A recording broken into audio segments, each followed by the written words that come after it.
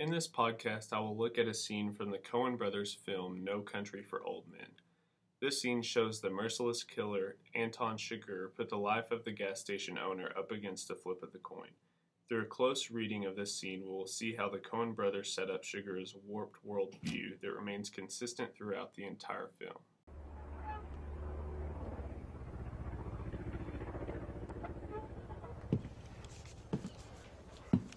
The Coens begin the scene with an establishing shot of the gas station. They then show the unsuspecting owner who has no clue what kind of evil is about to walk into his store.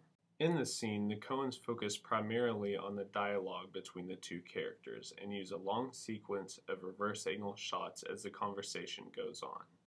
Y'all getting any rain up your way? What way would that be? I seen you was from Dallas. What business is it of yours? Where I'm from? Friendo?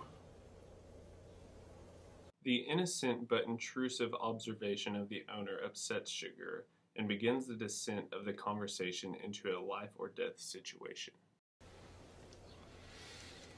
Will there be something else? I don't know. Will there?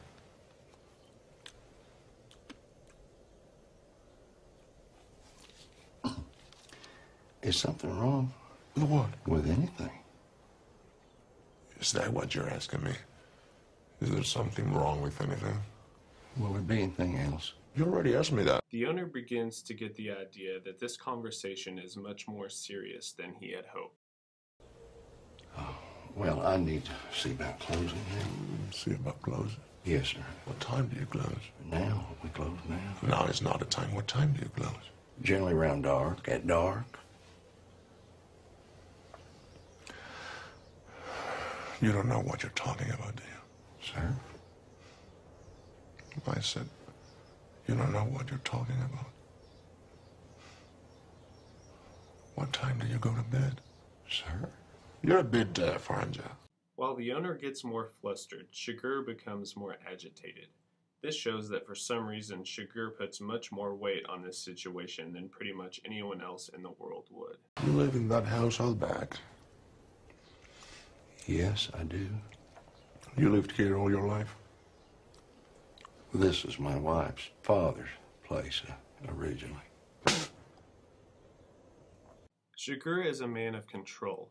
The initial reason he takes offense with the owner is because he notices where the car is from, and this could put Chigurh in danger. But as the scene moves on, Chigurh begins to take offense at the owner's lack of control over his life. The owner understandably has a hard time giving answers to Chigurh's questions, but Chigurh is most put off by the fact that the owner has married into his gas station. Chigurh takes what he wants from life, while this man, at least to Chigurh, sits back and takes advantage of other people's hard work. Call it. Call it? Yes. For what? Just call it. Well, we need to know what we're calling it for here. You need to call it. I can't call it for you. Well, it wouldn't be fair. I didn't put nothing up. Yes, you did. You've been putting it up your whole life. You just didn't know it. Chigurh grows tired of the man and puts his life up to the chance of a coin toss. He believes that since the man has not taken control of his life, it has led him to this coin flip. Well, look, I need to know what I stand to win. Everything. How's that? You stand to win everything. Call it. All right. Heads, then.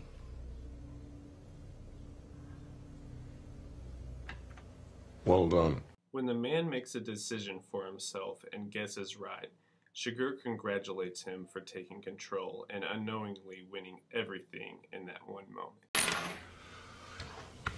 Don't put it in your pocket. Sir? Don't put it in your pocket. It's your lucky quarter. Chigurh has had control over the conversation and the entire situation until he lets the man have control over his own life by choosing heads or tails. This shows that for Chigurh, having control is everything.